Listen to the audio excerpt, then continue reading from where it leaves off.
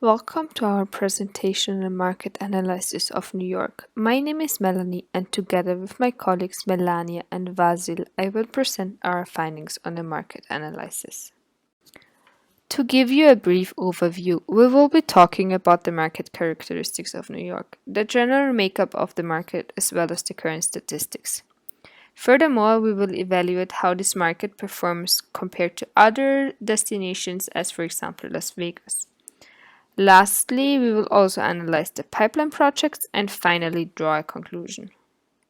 So, first, I want to start with the introduction and give you some basic information about New York, which is one of the most populous cities in the United States. They have approximately 8.4 million inhabitants, and generally, New York is divided in five boroughs, which are Brooklyn, Queens, Manhattan, the Bronx, and Staten Island. It is said that in New York City, about 800 languages are spoken since the city is very international. Furthermore, they receive over 65 million tourists every year. From the before mentioned 65 million tourists, 80% are domestic and only 20% are international. In the graph on the left, you can see the first place visitors come from the United Kingdom, followed by China and Canada. In my research, I also found several travel blogs which mentioned to spend between $135 and $250 per day, excluding the shopping activities. Famous universities like the City University of New York, the New York University, which is very international and especially known for their creative study programs, as well as the Columbia University, are situated in the Big Apple. Also, the convention center named Madison Square Garden is very popular, not just for tourists. New York has many different well known attractions. I'm just gonna name some of them, like, for example, the Times Square, the Central Park, Rockefeller Center, the Empire State Building, the Statue of Liberty, and many other attractions which make this city very popular for visitors from all around the world. And New York is also known for its shopping areas and malls, like the Soho Mall, Macy's, but probably the most popular spot for shopping in New York is the Fifth Avenue, where many luxury shops are situated. Now I will talk about the general makeup of the New York market. Basically, I will present you some interesting property counts and room counts to give you an overview about how is the hotel industry organized in New York.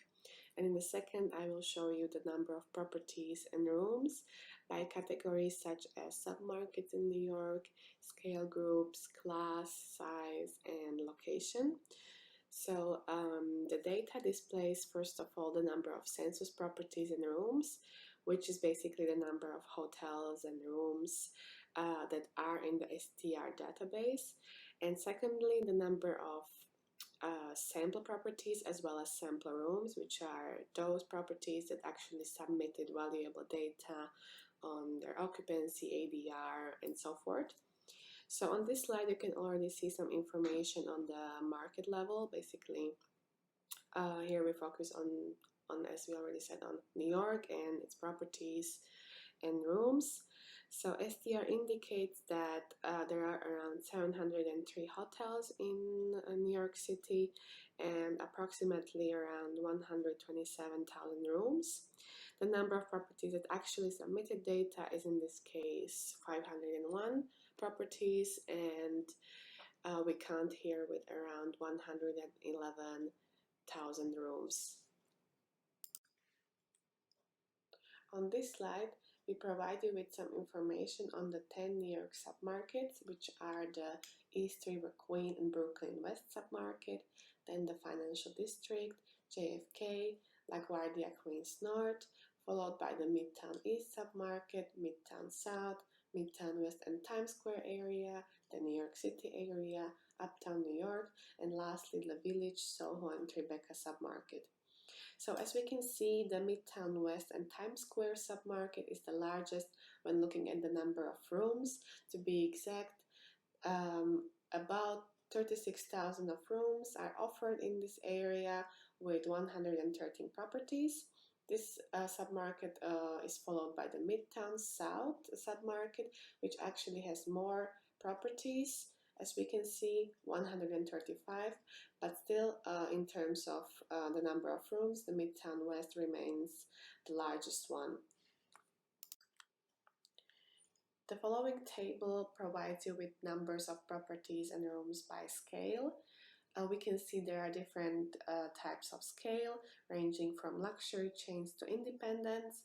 And we can see that independents is the largest scale group with 357 properties and about 49,000 rooms.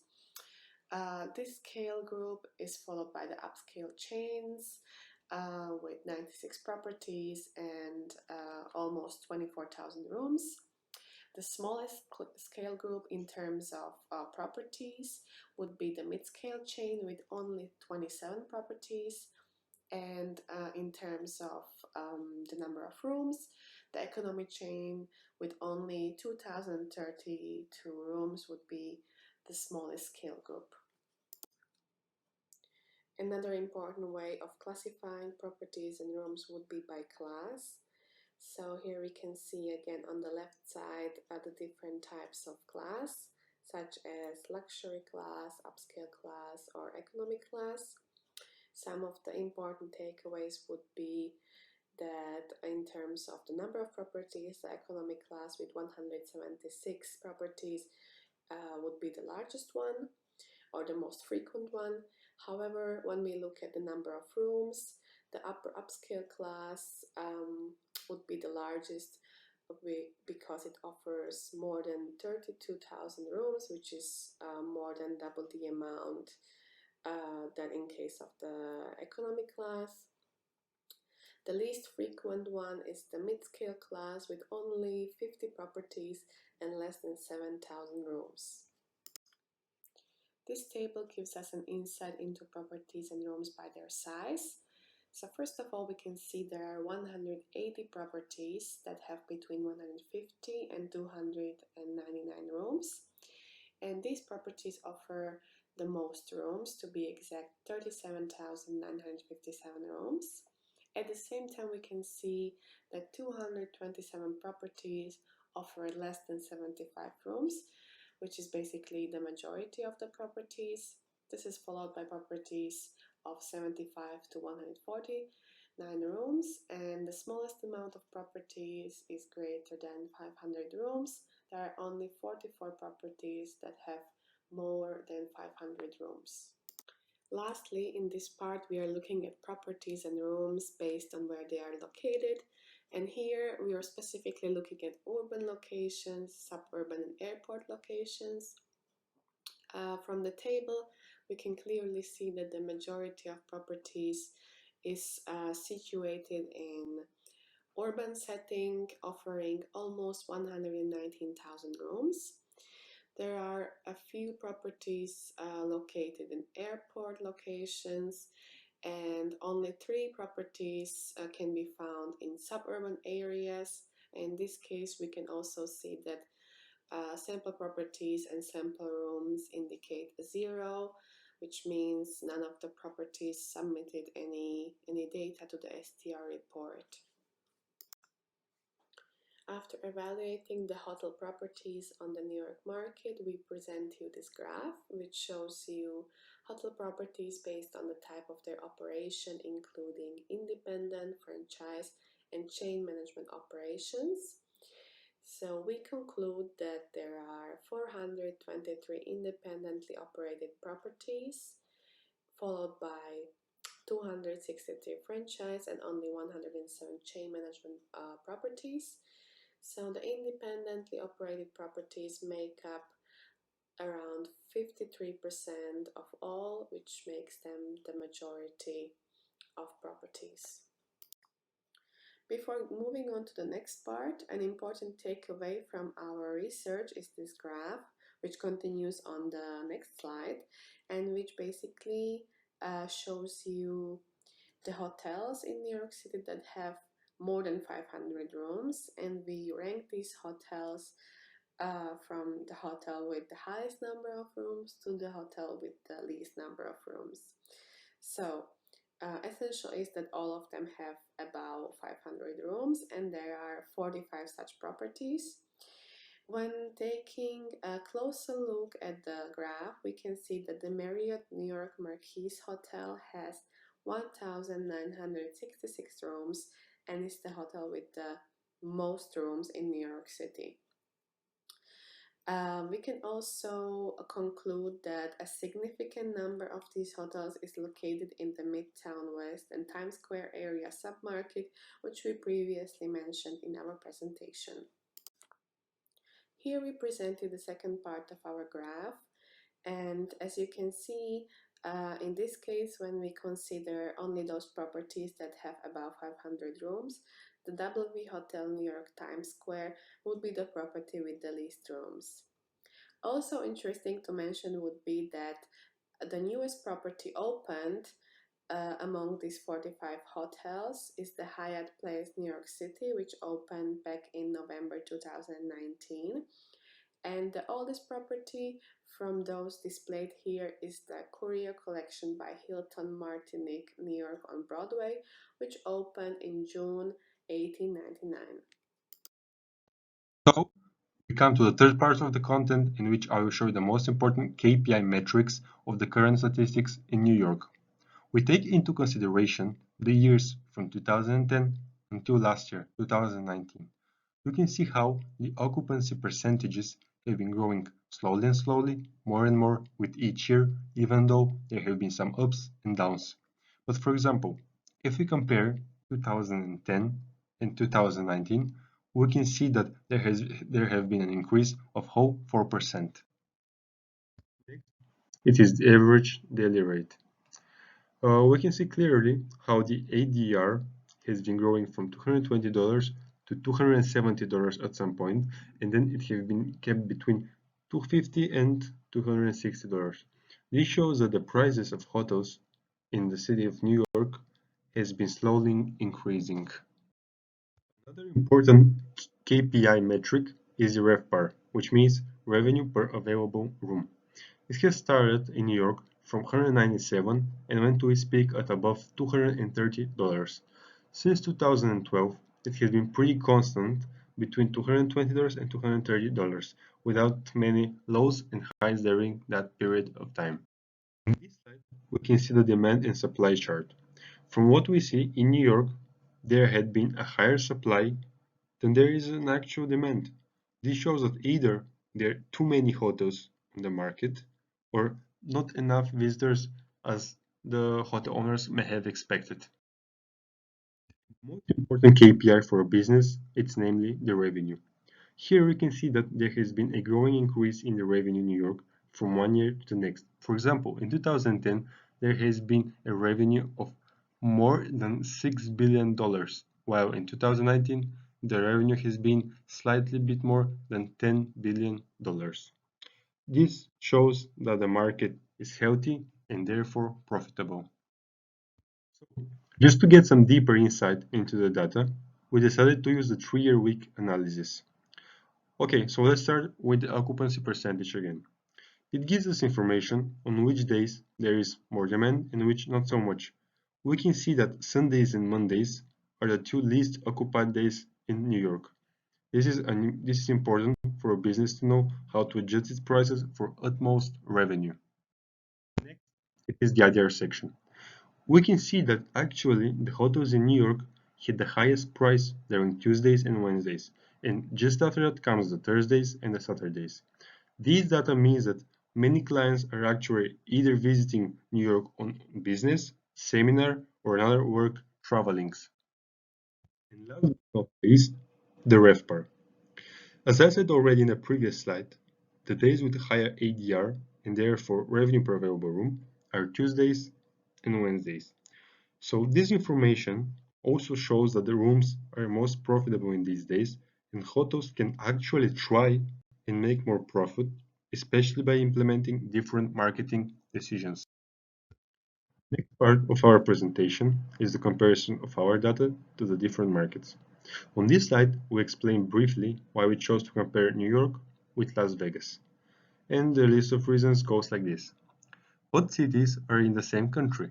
Both cities are of similar importance for the tourism in the country. There is a huge demand and supply. Both are famous worldwide attractions. Firstly, we decided to compare the occupancy percentage. The graphs show that the occupancy percentage in New York is always higher than the one in Las Vegas.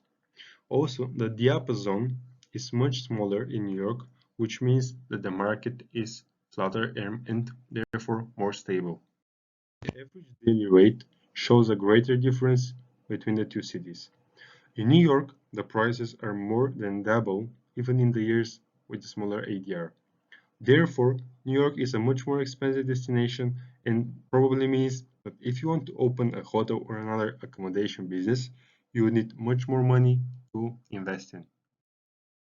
When it comes to the revenue per available room, the hotels in New York make double the revenue of the ones in Las Vegas.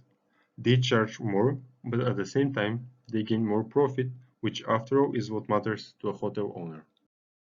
For the demand and supply, the two cities have many similarities, such as both have a higher supply than actual demand, which therefore means have more hotels than actually needed.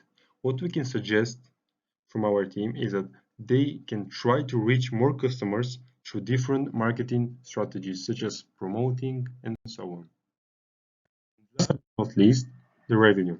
As we already said, is the most important factor for any hotel or accommodation business. As we already saw, the ADR and the revenue per available room is way higher in New York, and that goes for the revenue at the end. The hotels in New York make double the money of the ones in Las Vegas, and at the same time, looks like it's going to keep growing more and more in the next few years. In this graph, the supply development of hotel properties over the last 5 years are shown. While upper upscale and mid-scale properties were not increased, the biggest development can be seen in the independent properties, which have 97 properties more since 2015. Only little increases can be seen in luxury, upscale, and upper mid-scale properties. In this graph, we can not only see that in the past 5 years many new rooms were gained on the market, but more importantly, the differential development in rooms available for the seven categories. Compared to the other categories, mid-scale and economy properties provide not much rooms. They approximately have 2,000 rooms to offer. We can also see that luxury and upper mid-scale rooms developed similarly over the past 5 years, with around 13,000 rooms available now. Lastly, we can also notice that most of the rooms are provided by independent properties, with around 50,000 rooms on the market in 2020. This graph illustrates in which categories the most properties will be developed in the future. For example, we can notice that many rooms are under construction in the upper upscale and the upscale category. And recently, many upscale and upper mid-scale and independent properties were added to the market, so they were recently opened. Furthermore, we can also notice that some projects will be added in the luxury and economy sector. However, almost no properties are in the planning phase right now. Additionally, we can also evaluate that in the future, the mid-scale category will be more popular than the economy, although they performed quite similar in the past years.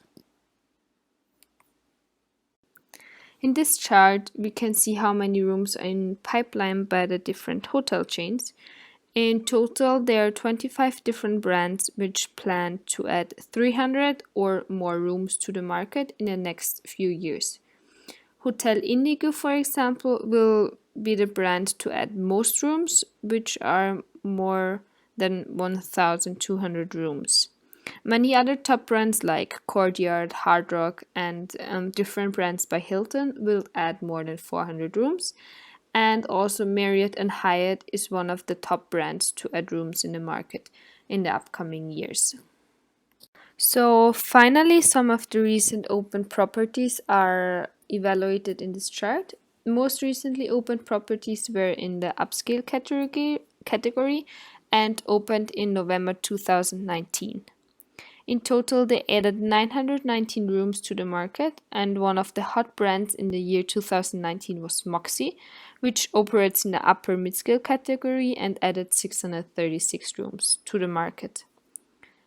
Also, Best Western opened two properties in May 2019. However, these are rather small compared to the others, with a total of only 170 rooms. The Edition on Times Square opened in February 2019 and added 452 rooms in the luxury category, and Hyatt, also situated on the Times Square, added 520 rooms with only one property in 2019. Based on our findings and the information that we presented to you, we can conclude that New York is a favorite destination of both domestic and international tourists. There are many tourism-related attractions and more than 700 hotel properties. The largest submarket based on the number of rooms is the Midtown West Times Square area. The largest scale group would be the Independents. A significant number of properties belongs to the economic class, and most of the properties can be found in urban locations. The best results in terms of occupancy were reached in 2018. When it comes to ADR and RevPAR, 2014 was the year with the best results, and the highest revenue has been made in 2019. To continue with our conclusion, the biggest supply development and the biggest amount of rooms has been recently added by independent properties. In the near future, more than 25 brands are planning to add new rooms to the market of New York, and from those properties that opened recently, the majority belongs to the upscale category. For future, we would like to recommend to monitor closely those rooms that are still in construction and how quickly they can be transformed into existing rooms, as well as the recently opened hotels, how they will develop and perform in terms of occupancy and revenues. Future concerns most definitely involve the impact of the ongoing corona crisis on occupancy, ADR, and similar statistics. This is the end of our presentation. Thank you so much for your attention.